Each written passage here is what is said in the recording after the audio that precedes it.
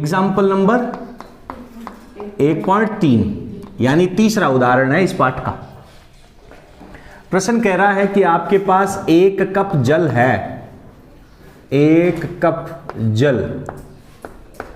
आपका गुरुजी कोडोक्स हो, there are many types of cup, छोटे एंड बड़े। तो कप छोटा भी हो सकता है और बड़ा भी हो सकता है। अब इसने उत्तर कुछ अलग निकाला, उसने कुछ अलग निकाला। मैंने कहा तुम्हारा अलग अलग कैसे हुआ, तेरा कम कैसे आया? कि सर मेरा कप छोटा था इसलिए उसमें आवेश कम आया। तेरे आवेश इतना ज्यादा कैसे आया? कि सर मैंने कप बड़ा ले लिया था। यहां पे 1 कप कह रहा है, इसका मतलब उसका मान है 250 ग्राम जल। इसमें कितना धनावेश और कितना ऋणावेश होगा? बोलो। धनावेश और ऋणावेश चाहिए। एक बात बताओ मेरे को, कोई ये कह सकता है क्या कि सर आप तो मेरे को ऋणावेश बता दो, धनावेश तो मैं अपने आप ही बता दूंगा? क्योंकि जितना धनावेश होगा उतना ही ऋणावेश होगा। हम जानते हैं कि प्रत्येक परमाणु, प्रत्येक अणु, प्रत्येक पदार्थ उदासीन होता है। जितने प्रोटॉन उतने ही इलेक्ट्रॉन, जितना धनावेश उतना ही ऋणावेश। तो हम इसके अंदर ऋणावेश निकाल लें। सर आवेश का फॉर्मूला समझना ध्यान से, प्रश्न को अपन किताब के तरीके से नहीं करेंगे। Q बराबर NE होता है कुल आवेश, और E का मान सर हम जानते हैं 1.6 10 की पावर माइनस 19 कूलाम होता है। तो हम ऋणावेश निकाल रहे हैं। ऋणावेश किसके ऊपर होगा? इलेक्ट्रॉनों के ऊपर। तो अगर सर हमें इलेक्ट्रॉनों की संख्या पता चल जाए, n का मान, तो हम उसे 1 इलेक्ट्रॉन के आवेश से गुणा कर देंगे तो हमारे पास कुल ऋणावेश आ जाएगा। बात समझ में आ रही है? तो अब आपका प्रश्न क्या बन गया? n का मान निकालना। आपको क्या चाहिए? इलेक्ट्रॉनों की संख्या। जल का जो एक अणु होता है, जल का एक अणु, जल के एक अणु को हम क्या लिखते हैं? H2O। इस एक अणु में इलेक्ट्रॉन की संख्या कितनी होती है? एक अणु में इलेक्ट्रॉन की संख्या, H2O में हाइड्रोजन के 2 परमाणु और ऑक्सीजन का 1 परमाणु। हाइड्रोजन के परमाणु के अंदर एक परमाणु में 1 इलेक्ट्रॉन, दूसरे परमाणु में 1 इलेक्ट्रॉन, और 8 O 16, तो 8 इलेक्ट्रॉन इसमें। क्योंकि परमाणु क्रमांक होता है उतने ही तो इलेक्ट्रॉन होते हैं। तो हाइड्रोजन का 1 नंबर होता है परमाणु क्रमांक, तो 1 इलेक्ट्रॉन, इसमें भी 1 इलेक्ट्रॉन। ऑक्सीजन का परमाणु क्रमांक 8, तो इसमें 8 इलेक्ट्रॉन। तो टोटल इलेक्ट्रॉनों की संख्या कितनी होगी? 10। एक अणु में 10 इलेक्ट्रॉन, एक अणु में 10 इलेक्ट्रॉन। तो अब हमें जब इलेक्ट्रॉनों की संख्या चाहिए, n का मान चाहिए, तो हम क्या कर देंगे कि सर अणु की संख्या, क्या कर देंगे? अणु की संख्या इंटू में 10। क्योंकि एक अणु में कितने इलेक्ट्रॉन? 10 इलेक्ट्रॉन। ये बात हम पढ़ चुके हैं। यहां पे एक अणु में कितने इलेक्ट्रॉन? 10। तो अब हमारा प्रश्न बन गया कि सर हमें अणुओं की संख्या बता दो। अगर अणु की संख्या पता चल जाएगी, उसको 10 से गुणा कर देंगे तो इलेक्ट्रॉन की संख्या आ जाएगी। इलेक्ट्रॉन की संख्या यहां रखेंगे, एक आवेश से गुणा कर देंगे तो टोटल आवेश हो जाएगा। अब हमें क्या चाहिए? अणु की संख्या। अणु की संख्या हम कैसे निकालते हैं? तो आवोगाद्रो नाम का एक वैज्ञानिक होता है जिसने हमें बताया था, आप केमिस्ट्री में ज्यादा पढ़ोगे, आवोगाद्रो के अनुसार प्रत्येक पदार्थ की 1 मोल मात्रा यदि है, कितनी? 1 मोल। आपने कक्षा 11 के दूसरे पाठ में मात्रक और मापन में पढ़ा था। कितनी भौतिक राशियां, मूल भौतिक राशियां कितनी होती हैं? 7, जिसमें द्रव्यमान, लंबाई, समय, विद्युत धारा, टेम्परेचर, ज्योति तीव्रता, और एक और था पदार्थ की मात्रा, पदार्थ की, और जिसका मात्रक क्या था? मोल। वो आज काम में आता है।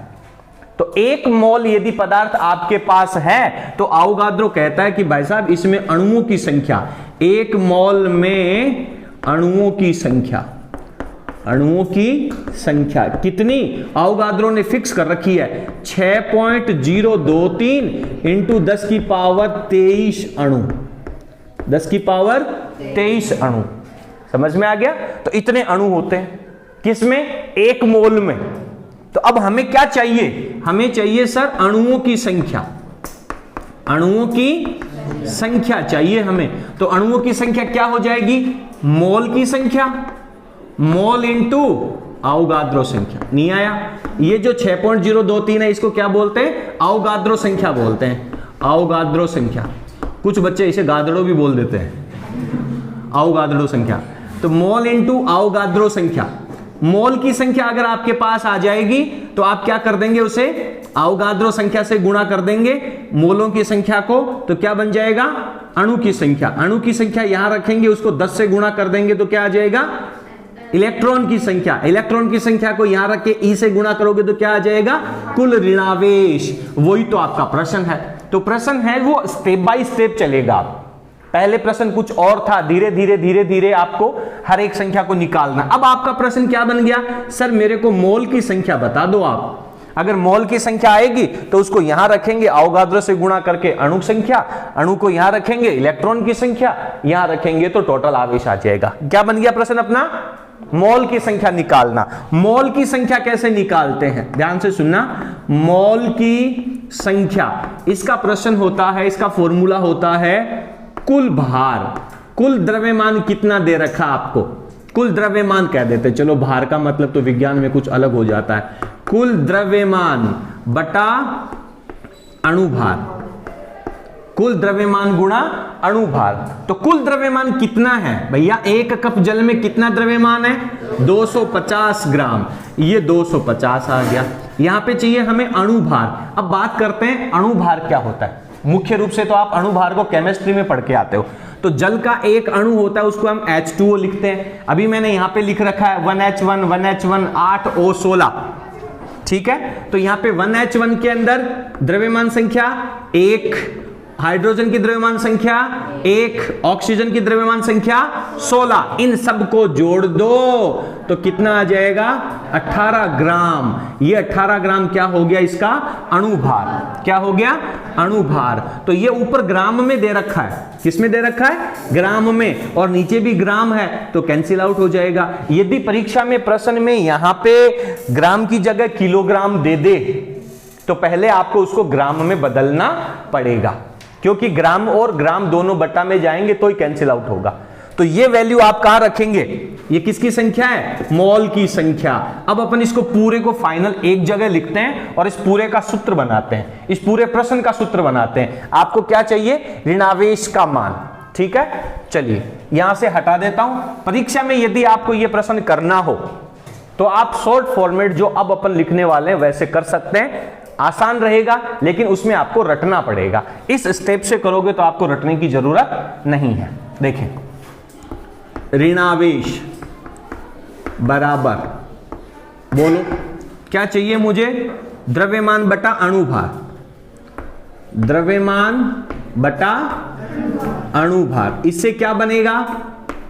द्रव्यमान बटा अणुभार से क्या बनेगा? ये मोल की संख्या उठा के यहां रख दो तो गुणा में कौन आ गया? अवोगाद्रो संख्या। अवोगाद्रो संख्या, अवोगाद्रो संख्या जब आपने गुणा में रखी तो किसकी वैल्यू बन गई? अणुओं की संख्या। अणुओं की संख्या को उठा के यहां रखो तो गुणा में कौन लग जाएगा? 10। गुणा में जैसे ही आपने 10 किया इसको तो क्या बन गया? n। क्या बन गया? n की वैल्यू को उठा के रखो यहां पे तो गुणा में कौन आ जाएगा? e आ जाएगा। और e का मान ही लिख देता हूं मैं 1.6 की पावर -19। तो ये टोटल वैल्यू क्या है? ऋणावेश की है, तो ऋणावेश का मात्रक लिख दो आगे, कूलाम। ये फॉर्मूला बन गया। अब इस फॉर्मूले में आप वैल्यू रखते जाओ। द्रव्यमान कितना था सर? 250। अणुभार कितना था?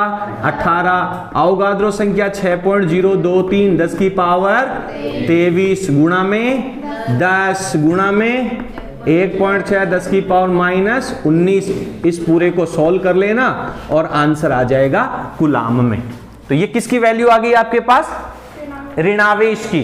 नीचे एक नोट डाल देना कि प्रत्येक पदार्थ में जितना ऋणावेश होता है उतना ही धनावेश होता है, इसलिए धनावेश की मात्रा, इसका जो सॉल्यूशन आएगा वही धनावेश की मात्रा हो जाएगी। दिक्कत बोलो?